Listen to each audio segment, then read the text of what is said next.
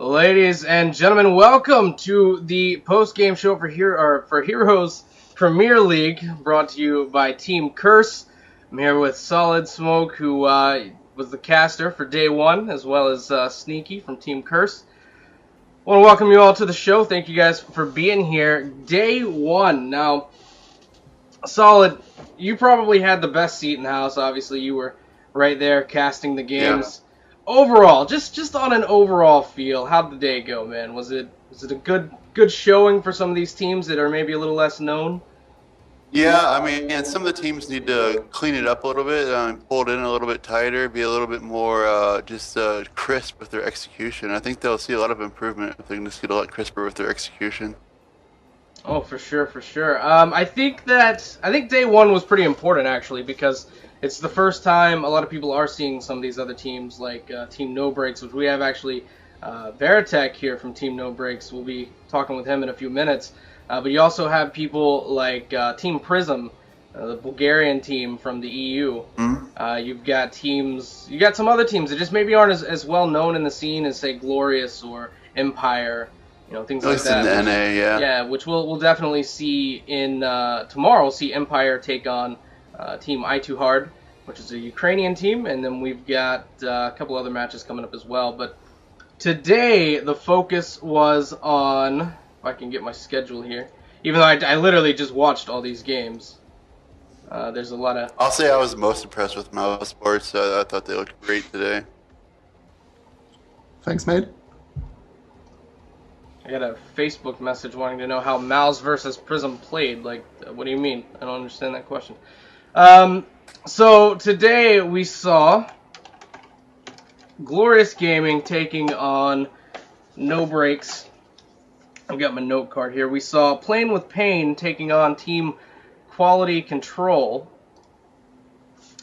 We had Mouse Sports taking on Team Prism, and we had Snowflake taking on 2ARC Odyssey. 2ARC Odyssey was the replacement team for Team Descent, who unfortunately couldn't play in the league due to some roster issues. We also had ESV Tempest versus Team QQ, which is now, of course, Team Vex Gaming. Unfortunately, due to some roster issues as well, that game was not able to be played this week. So it's a draw for those guys.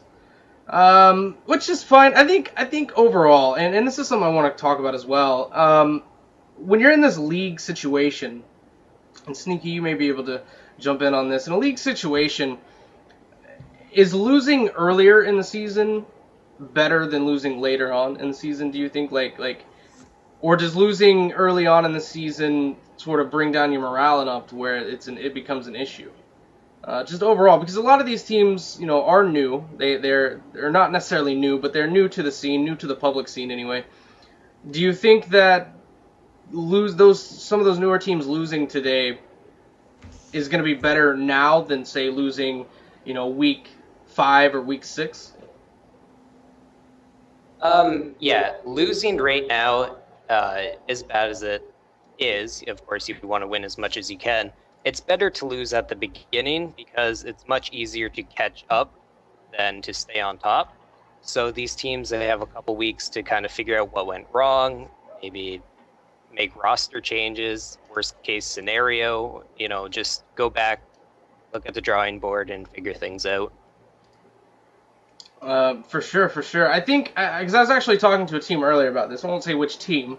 That team knows who it is, but about scheduling, because a lot of the newer teams, due to the seeding, because it's all based on the seeding of the league, how the schedules were actually rendered out.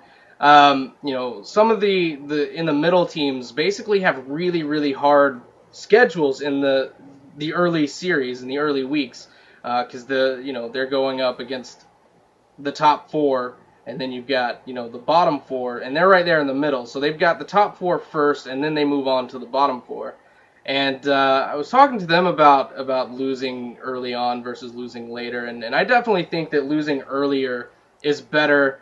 Because if you're going to lose, obviously you don't want to lose at all. That would be the best possible outcome for everything involved. But if you are going to lose, I think losing earlier is definitely better because you can sort of, you lose momentum, but it's so early on that you have the opportunity to gain that momentum back. And I think that if you lose, like, say, week 6, we've only got one more week after that. So momentum's already, not in your favor. And I think losing early and then moving on to sort of an easier schedule, I think for the middle-seeded teams is going to be really good. I think we're going to get a really solid showing out of those guys. And then I already know that we're going to have a couple of surprises tomorrow, a couple of really interesting turnouts for the games.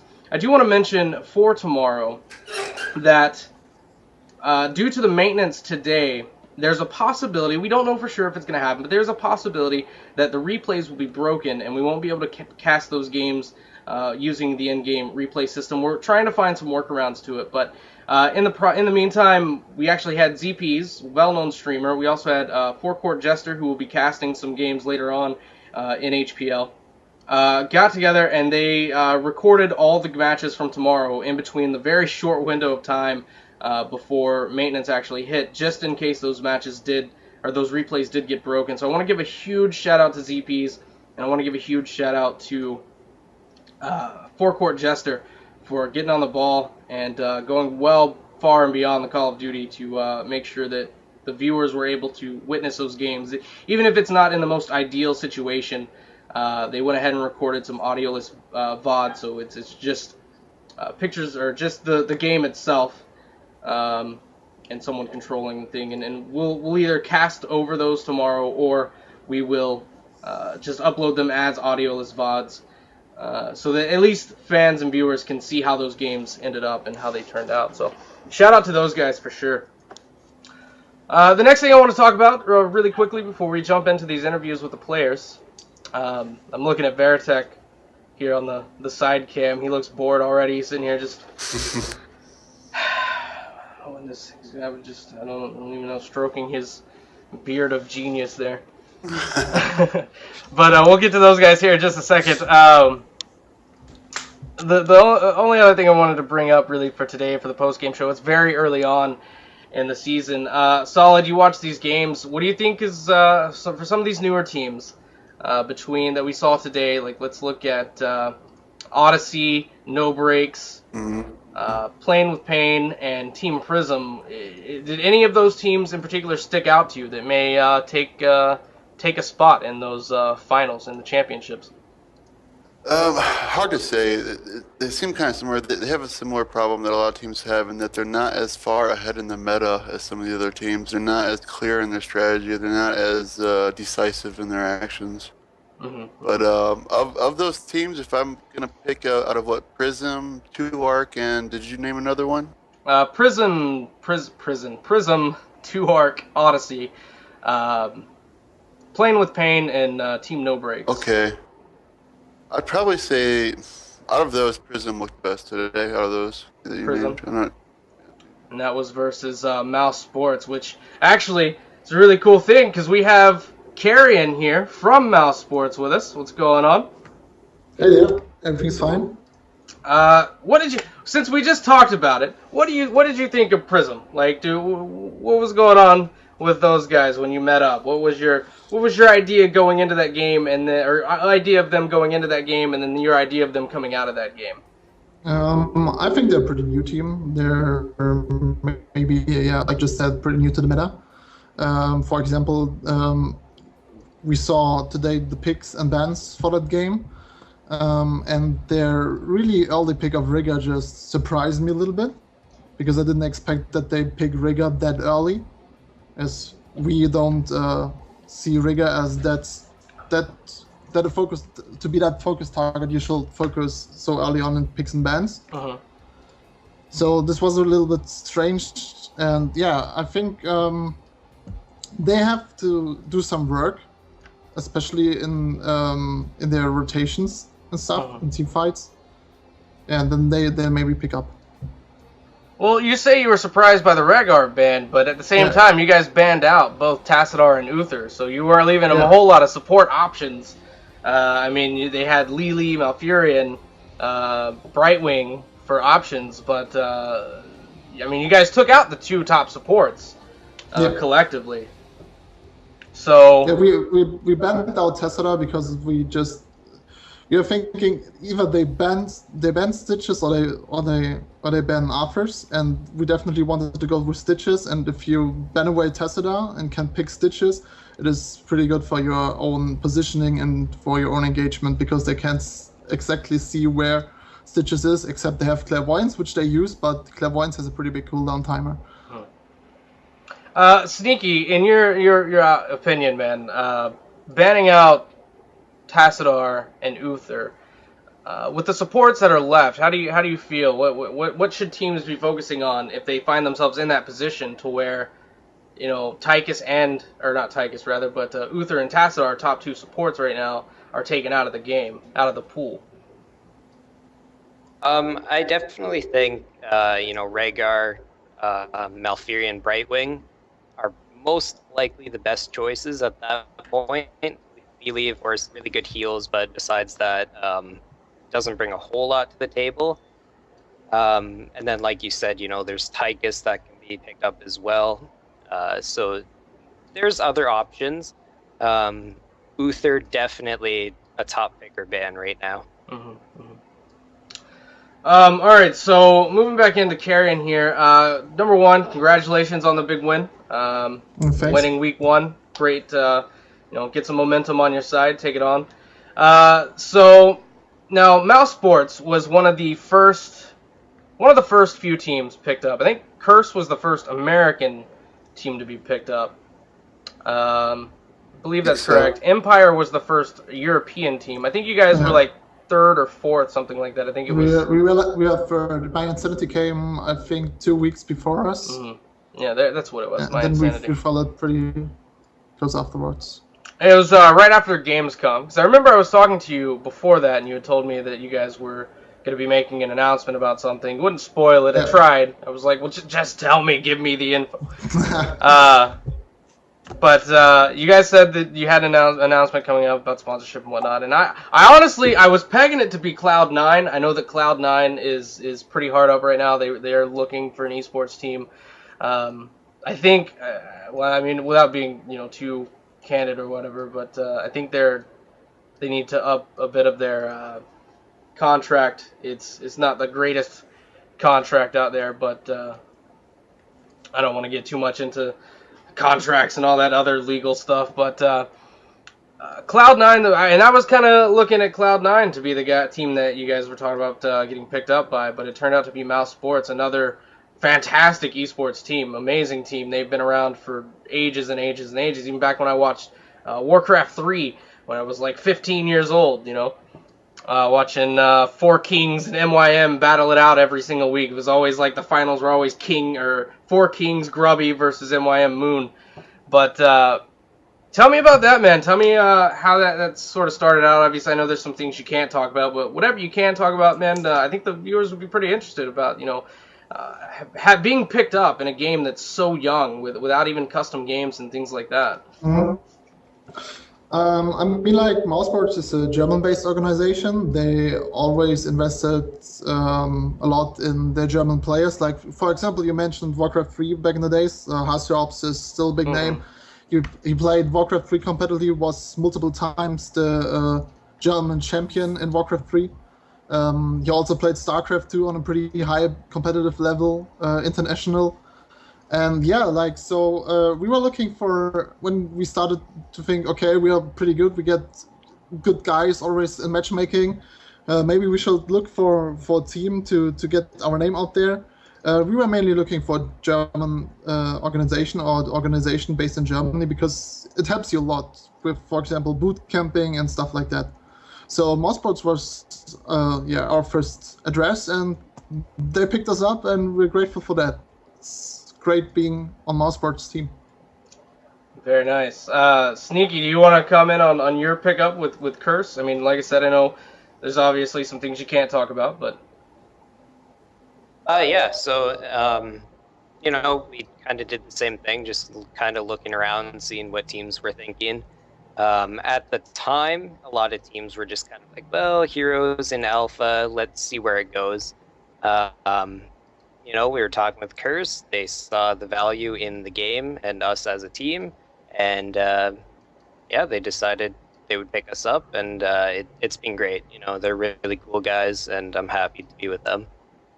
Right on. Between the two of you, because obviously we've got one from the NA scene here, one from the EU scene, in talking or potentially talking with other sponsors before being picked up by your respective organizations, how do you feel the receptiveness of those guys were? How interested do you think they were in a Heroes team? Without going into who they are and all that good stuff, obviously, but just how do you feel sponsors are looking at Heroes right now? Is it something they're definitely interested in, want to pick some teams up, get in earlier? Is it something they maybe want to kind of do on their own thing? Wait for the alpha to close and go into beta, maybe. I think right now it's a difficult decision for an organization to go hard on esports in Heroes of the Storm, because basically Blizzard said they don't want to have tournaments with prize money involved in it, and a lot of teams don't know if they should go already into it and if it's worth it already, and may wait a little bit longer when there's an existing tournament scene, a pretty big existing tournament scene with prize money involved in it, with everything licensed. So maybe we could see some more organizations picking up teams after Gamescom. But yeah, right now, Mousebots said they see a big potential in Heroes of the Storm, so that's why they picked us up. And yeah, I think Heroes of the Storm will be a good esports game, good competition, a lot of tournaments. It'll be great. Very nice, very nice. Well, Carrion, thank you so much for being a part of the show. Thank you for coming on. Me. Hope you had fun in your game, man, and I hope you look forward to the rest of the matches coming up. Of course. All Thanks for having me. Well, good luck to you. I'm going to take it over now to Veritech from Team No Breaks. What's going on, my friend? Not much, man. Just hanging out, enjoying life. Enjoyed the stream today, and glad we got to be a part of it. And try and give the viewers a better showing. But first game jitters out of the way, so next week I promise we'll be better. All right, on. I do want to apologize. There's a little bit of lag. I'm actually downloading all the games that ZPs and Forecourt Jester, uploaded or recorded and whatnot, just in case. So I apologize if there's a little bit of lag on the stream and whatnot. So that would be the reason. That's why we're not doing the live stream this week. But so Veritech, you guys are not a signed team right now. You guys are independent. Are you talking to anybody? Like, what's going on? Are you guys interested in sponsorship right now? Are you waiting to see where the team goes forward? How's things looking for you guys on that side of things? We've got some feelers out because we are such a new team. We've only really been organized since the beginning of August. We've played a lot of the top teams in scrims and just kind of had fun doing that. And then we got this opportunity to be in the HPL, and we've had some people contact us, me especially. I'm not just a player; I'm also a manager, and we're definitely interested in being sponsored, but we want it to be the right situation. We don't want to rush into anything, and kind of like what Carrion said, German-based, it worked out perfectly for them. We want to make sure the situation's right, and we also want to make sure that we can put a product on the table that is worthy of being sponsored. So, for sure. Yeah. Well, it's kind of staying on that sponsorship bit. Sneaky might be able to jump in here. Throughout esports, especially in the MOBA scene, StarCraft 2, things like that, there's a very wide margin of difference between the number of U.S. organizations or North American organizations versus European organizations. Do you feel at all that being a North American team and there being sort of a limited pool of options for American sponsorships, does that put Americans at a disadvantage? Is that why we perhaps see more sponsorships for EU crowds or EU teams versus American teams? Well, there's no doubt, North America has always been kind of a little bit behind the rest of the world in terms of esports. I feel like we're catching up, we're gaining some ground, but definitely, every team here in North America for Heroes, they all have the opportunity to end a sponsorship with an organization. Yep. Definitely. And on that note, we actually saw you saw Carrion with the Patriots hat there in the other interview, but ESPN actually put both the League of Legends and the Dota 2, the big championships for both of those, and they've come out and straight up said it was amazing.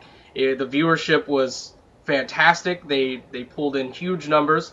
Obviously not as big as like as college football or in the NFL, NBA, something like along those lines, but they said that they 100% are behind esports and they're going to be bringing more and more. And who knows what the future might hold for ESPN and esports, but it's amazing. Like Kerr or Sneaky said, America is catching up. America has already stated, the government of America has already stated that, esport players are considered athletes to the U.S. government. They can come to the United States on a sports visa, which is a huge step forward in esports progress in America. And then the other huge leap forward was ESPN showing esports on television, television in the United States of America. As an esport, that is crazy. It was unheard of. It's never been seen before. And to have such a huge organization such as ESPN, a huge broadcaster, come out and do that, which I believe ESPN is owned by ABC here in the United States, the American Broadcast Company. I think that's their parent company, and that's really huge for them. And kudos to those guys for doing that. But let's talk a little bit about your game today. You guys played against Glorious, arguably one of the best North American teams right now. And you guys are one of those middle teams that we were talking about earlier with sort of that really difficult opening schedule. What do you think? What are your thoughts on that, number one, going into this? Do you think it's a good thing, bad thing? How do you feel? Well, it's definitely a make or break stretch. I know our first 4 weeks schedule, we're playing arguably the top 4 teams in the North American scene, and like I said, we have experience in scrims and just kind of sniping matches and being sniped ourselves by accident, just randomly. But we have experience, and I think it'll help us a lot to be able to play these teams because it's kind of going to be some put up or shut up moments. Working behind the scenes, kind of being a relative unknown team, it has benefited us because we are of the mindset that we don't really like to follow the meta if we don't have to. And granted, Heroes is an alpha, so there's not really anything set and defined, especially because you don't know what map you're playing on. But we kind of like to be a little bit different. Our game against Glorious, our biggest mistake was we had a comp that we were running and we were super strong on. And this past week, we kind of tripped ourselves up because we found a core trio that was just absolutely raffle stomping people, and we figured, we'll go ahead and try it, and did not adapt our strategy in the draft to what ZPs and Glorious was doing, and we kind of shot ourselves in the foot. But positive was it was a learning experience, and we're not going to make that mistake again, and we're definitely going to ramp up our practice efforts and our scrim efforts for the future. But as far as being a middle team, somebody's got to do it, and we haven't proven ourselves yet, so I'm just glad we get a chance to be a part of this all. Definitely, and Solid was there casting that game, and I think we're all in agreement that the play was fantastic for what it was, but you got out drafted. I mean, point blank, you got out drafted, and that's something obviously that you guys just stated you're gonna be working on that for sure. Solid, what did you think of that matchup between between No Breaks and Glorious there? You could refresh me on the draft. I'm trying to remember what the exact draft was for that match. Let's see here. I've got that in front of me. Yeah, I can go ahead and cover that because it's up here. Okay, go ahead. Yeah, we had Chen, Uther, Sonia, Nazebo, and shoot, who's the fourth one? I didn't see. Now I'm blanking. Kerrigan? Was Kerrigan in that? It was Toronto. No. Yeah, Taronde. That was and which is the surprising pick. That was kind of the odd pick of the day, I think. Yeah, that was the comp I thought was going to be designed around protecting Nazebo. I think it was, right? Well, and that draft strategy, minus the Taronde pick, that was kind of the wild card. It was centered around, and this was the core trio that we were running. We have a player who is a specialist. Amazing. He's a god on any specialist hero, and he picked up Chen Zascorp, and just started rolling people. And I am the ranged assassin for the team, but for some reason I ended up on Uther. And our other melee assassin, Raya, normally plays Kerrigan, but he was playing Sonya, and he would rotate between Sonya and Kerrigan. And this trio of Chen, Uther, Sonya, Kerrigan. Let's throw a Nazebo in it with a Ravenous Spirit. You know, you get the stuns in, you get just group them up and just absolutely melt them. And we didn't really have a fifth yet. We were going to kind of roll with it with whatever we needed. And after Tychus, we banned Tychus out because, you know, I'm still a little scared to play him. But then ZP just went triple. Yeah, ZP just went triple ranged assassin, and it's like, well, who do we pick for our fifth? You know, obviously we don't have any options, and our ranged assassin is on Uther. So we figured we would try and protect the Nazebo, but then Blackheart's Bay, that map you're always doing something, and it's hard to get a team fight because, you know, there's other objectives you could be getting. Right. You could be gathering coins, you could be turning in, you could be getting merc camps, getting pirate camps. So if you're going to team fight, Nazebo, he's good, but it's so spread out, and so we just we shot ourselves in the foot with the draft, and then getting that map, it just kind of was like, well, we'll do our best and hopefully kind of get lucky. And we held our own for a while. We got first blood, but then after that, it just kind of snowballed out of control, and you know, we didn't have the experience to catch up and just get our butts back in the seats. So I think it's a good time to make the point that I think it's maybe even undervalued, the importance of people being on the right characters. Yeah. Like if you can make if everybody's on their best character or their most comfortable character, it'll make a huge difference in how you play a match, I think. Yeah, and me being I'm a League of Legends veteran, I came over. I've been foaming at the mouth to I've been foaming at the mouth to get into Heroes ever since I played it at BlizzCon. Literally spent an entire day at BlizzCon just wasting my time playing Heroes back to back with 4 other friends, and I got the invite and I dropped everything. And so I'm an ex-support main in League of Legends, and for some reason I picked up ranged assassins, and I also play initiated characters, you know, Stitches, Tyrael, etc. But I tried Uther out because, you know, I'm like, we're just kind of fooling around. I'll try out some supports, and just absolutely fell in love with his playstyle. And then after the patch came out, you know, it seemed like he's just obviously is the top support right now, depending on the comp. And, you know, I got stuck in that mindset that, well, I can do this. I'm a support main, and totally neglected the fact that, no, I'm not. I'm ranged assassin now. This isn't League of Legends. You know, there's good players out there. They're going to adapt, and we didn't take that into account. So next time it'll be different. You'll definitely see me probably on a ranged assassin with our next game, and you know, we'll see what happens. Well, that's another thing. Another interesting note. When you're playing in a league situation like this, where, you know, once you lose, you're not out at all by any stretch of the imagination. You've got the whole rest of the regular season to play, to build your points, get your points to go in. Do you think games, the mindset of a pro player? Now, all 3 of the pros here we have, Carrion can jump on in here too. We can't see your face, but, you know, you still hear that voice of yours, that lovely German accent there. But do you think being in a league situation perhaps changes the mindset versus a, you know, single elimination tournament? You know, 1 loss, you're out, like, you're done. Do you think there's a little more room, a little more flexibility in your drafting to, you know, obviously you want to play the best game possible, but do you think it adds a little, or takes away a little of the stress involved in playing in a tournament to be in that league situation? Yeah, definitely. I mean, you can try to improve from week to week, take every game by itself, and yeah, just go. You can scout your enemy teams and can look what their comps are based on, what they prefer to play, and yeah, try to counterpick them. Mm-hmm. It's a lot easier to recover from a loss in that type of situation as opposed to when it's a tournament and you, like, you know, 1 or 2 and you're out, and things get really hectic and on your voice when you start losing. Well, Veritech, what did you think? What do you think about that?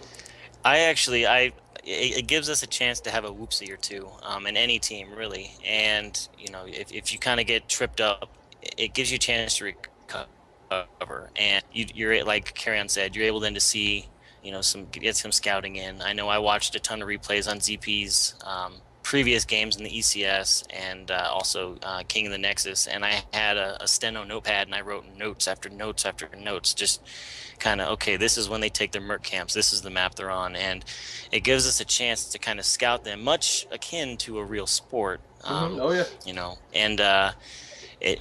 You know, we had our whoopsie this week. Hopefully we won't have another one. And if we do, you know, having a schedule where it's not single elimination gives us and any team the option to recover, and kind of make some tweaks. You know, we played around with our draft this week and it didn't work out. And next week we'll probably go something a little bit more traditional. The week after that, you know, who knows?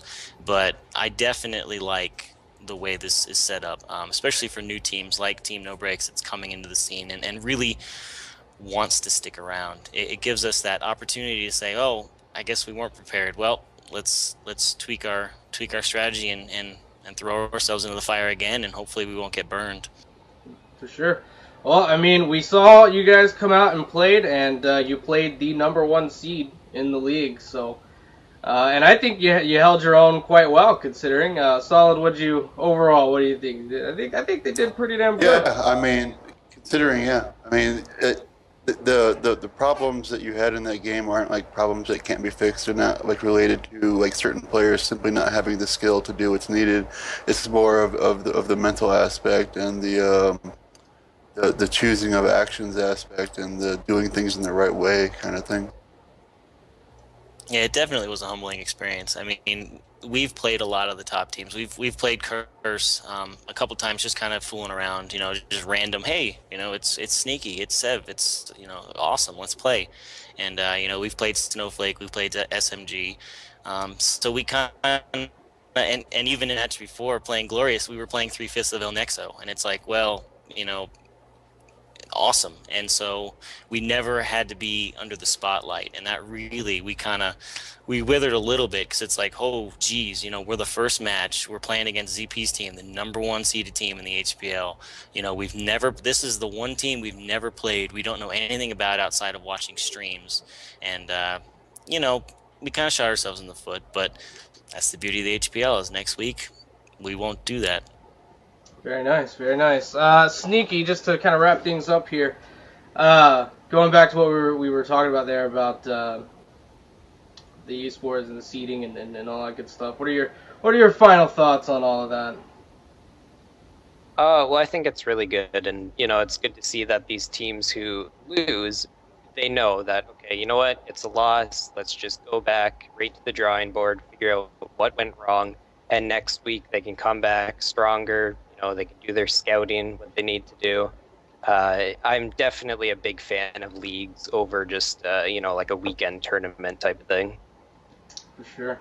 I think, for example, in like Dota 2, it's very, very difficult to get a league up and off the ground because there's so many different leagues and tournaments going on. It's really difficult to get the best teams involved in your league. And I think that's something that we have really special right now in Heroes, is that, you know, it's an alpha, sure, but you have the ability, and I think it's one of those times. I mean, the earlier on in the scene you are, and you get these tournaments. I mean, right now these are the best teams in the alpha, and you know, or many of the best teams. I wouldn't say it's every best team, but most of the best teams in the alpha are playing right now in this league, and I think that this is one of those few and rare opportunities that you get to see the very best of the best playing and competing against each other. I mean, in League of Legends, you don't get to see this but once a year with the championships. In Dota 2, you don't get to see this but once a year with the Invitational. So, I mean, teams are always spread out, and they're playing in different tournaments. They're saying, well, we don't want to play in this tournament because this one is, you know, has a better schedule, or this one has a bigger prize pool, or whatever, because there's so much stuff going on. Right now, there's only 4 things going on for Heroes of the Storm, and we're all very communicative with each other. Like, I speak with Diamond on his scheduling and whatnot, so that we can all just spread that love and make sure that esports, the Heroes esports scene gets, you know, that's the real thing right now. That's what we're all putting forward. That's what we're all showcasing. We're not focusing so much on teams and players and whatnot. We want to show the world Heroes esports, and that it can be an esport, and it is a competitive game, and that we are willing to do everything we have to do in order to show the world that we're not going to go away. We're going to do this, and Blizzard can't stop us with their no custom games and no spectator mode. We're going to do what we can with what we've got, and I'm excited as hell for it. I think it was either Solid or Jake who said. I think it was actually Solid who said this is grassroots right here. This is all independent. We're not getting any help from Blizzard. We're not getting any help from anyone else. This is all us, and it's on all of us. So I'm really excited to see what the rest of the season holds on or brings forward, and I'm hoping that we'll get some surprises for sure. I know that tomorrow there's one game in particular. I'm not going to spoil it, but there's one game in particular I think is going to shock the world. I think a lot of people are going to go into that with some presumptions, and they're going to come out of it no longer presuming that for sure. So we'll see which game that is tomorrow on Heroes Premier League. Day 2, Sham 2, and I think ZPs is going to be casting tomorrow. So hopefully everyone can show up for that. Today we went on really, really early. Wanted to go ahead and let the EU kind of get a nice shine there. Have esports, Heroes esports in prime time in the EU, but tomorrow we go prime time in the United States of America. So, with that being said, guys, thank each and every one of you for showing up today and being interviewed. I hope you guys had a little bit of fun. I know Carrion right now, he's not on screen, so he's just relaxing back. He's whatever. I'll put him on screen. Here you go. There you go. There's Carrion with his Pat's hat.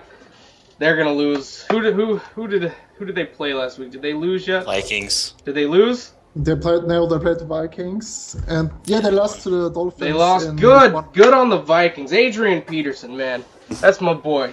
Former running back of Oklahoma, University of Oklahoma, Boomer Sooner. I like it. Don't think he'll be in the game next week though. We'll have to see how that whole situation plays out with AD, but all day, baby, all day. We'll see you guys tomorrow night right here on the Team Curse post-game show for Heroes Premier League. See ya. But just before we go, I want to go ahead, Sneaky, any shout-outs, Twitter followings, things like that, social media, what's going on with that? Yep, you can find me on Twitter and Facebook at CRS Sneaky. And I'd like to give a shout-out to our sponsors, Team Curse, Cooler Master, Alienware, Azubu, Astro, and Loot Crate. Loot Crate? Can I get a free Loot Crate, please? Can you make that happen for me? But make it a good one though. Make it a good one though. Like not one of those like ones where they just send you like the like stickers. I want one with like a T-shirt and like a bear so I can re-gift it to my fiance. Something like that. That'd be fantastic. But definitely, Solid, man, what's going on with you? Where can they find you? Shout out to at Bex_gaming. You can find all our sponsors on there. I promise you sponsors, I'll know better next time, all your names. But yeah, you can find all of us through Bex_gaming on Twitter. All right, Carrion.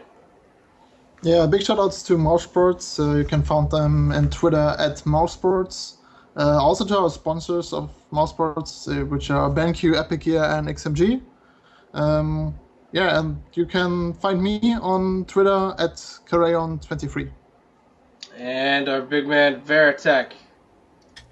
Just shout out to my teammates. I get yelled at if I didn't plug at least one stream. You can find me streaming and on Twitter at VF1_Veritech at Twitch and Twitter. Team page is Team No Breaks or Facebook.com/Team No Breaks Official. And then our team captain Consort, you can find him streaming at Consummate Consort on Twitch. And yeah, awesome. I vote that you guys get in touch with Coca-Cola and get Surge as your sponsor, your primary. You and your Surge, man. Well, we're more than willing to listen excited. To sponsorships. I'm excited. I went to go buy some, but it's sold out, and I'm so upset. They're not gonna have any more until the 27th. Well, we get our sponsorship. I'll send you a lot of crates. And I want a whole pallet of Surge, one whole pallet. Your monthly Surge pallet, huh? There we go. That's what I'm talking about. That's what I like. Definitely. Oh, I miss the 90s. I need to go through my old bags, find a pair of Jinkos, put on some Rocco's Modern Life. Drink some Surge. Rock a fanny pack. Right, hell yeah. One of those big, like, fluffy fanny packs, too. Not those little pocket protector fanny packs. Now I want a big one that just everyone proud and everything else. Alright, guys. Thank you for joining us here on the Curse Gaming post-game show. And we'll see you all next week.